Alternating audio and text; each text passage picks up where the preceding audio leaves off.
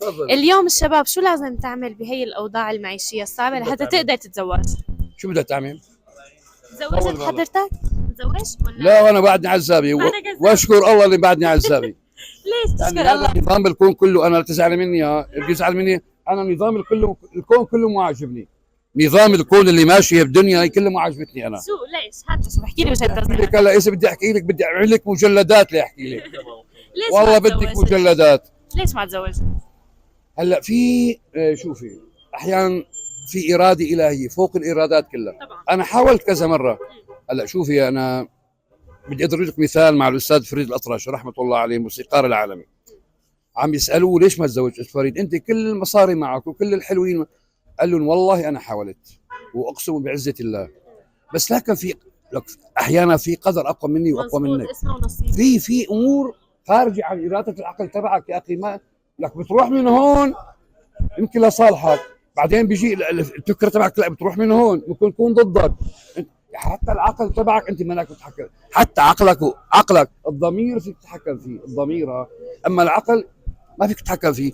في امور اكبر منك يا اخي، هذا اسمه قضاء وقدر. مشان هيك انا ماني ضد فكره الزواج. حلو زواج المبني على التفاهم. طبعا. شلون؟ بده يكونوا اثنين بيحبوا بعضهم بيحترموا بعضهم، ما حدا بيتعالى على الثاني.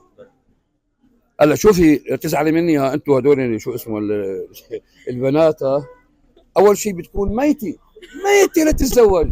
بس الزواج صير بدي احكي كلمه بشحه، صرت يعني الطافش خلص هو تتعنطز عليك.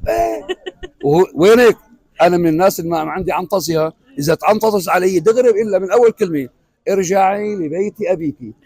ارجعي لا شو روحي والله صعب انت يا عم. علي لا تعنطزي.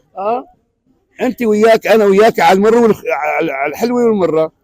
يعني ليش بدك تنفقي علي؟ طيب هيك ظروفي، انا هيك ظروفي، شو اعمل لك؟ انت ليش رضيتي؟ هلا اذا الله رزقنا بتمشي الامور. طيب ما رزقنا بدك تتحملي معي. ما انا متحمل وانا بحاول اسعدك قدر استطاعه، بس ماني قادر. شو اعمل لك يعني؟ عمو هلا صار في حواليه ناس كتير، بدنا نسألكم شو رأيكم كلكم انتم بهذا الكلام؟ صحيح. كلكم عمو مجتمع ذكوري كلكم اوكي صحيح؟ 100%. ما حدا بغير رأيه؟ عمو الواقع والمنطق. انا هلا جايتك بس الواقع والمنطق والاخلاق والدين والذوق والادب هيك بيقول لك. شلون؟ اكيد. انا شو بدنا كم واحد حشره متمسكين بافكار خفوشاريه، هدول ما بنقرب عليهم. نحن بدنا ناخذ الاغلبيه من المجتمع اللي بتفهم. يسر ولا تعسر. اكيد. اه اكيد. شكرا كثير لك عمو. عمو، نورتنا وانا انبسطت بوجودك معي. شكرا. اهلا وسهلا فيك.